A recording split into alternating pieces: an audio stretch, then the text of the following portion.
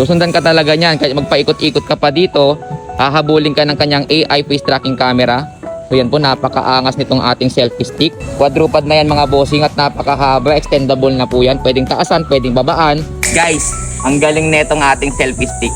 Kahit saan tayo magpunta guys, isusundan talaga tayo. Yan o. Perfect na perfect po ito pag nagla-live ka or isa kang content creator. Ano nyo guys, galing. Yan o. Nagkaroon tayo ng instant cameraman guys. Selfie stick lang ginagamit ko. Quadruped na rin po yan.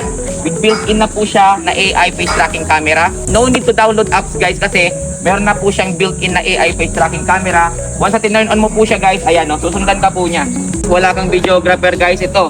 Instant videographer na agad guys, yan. Yan na naman guys.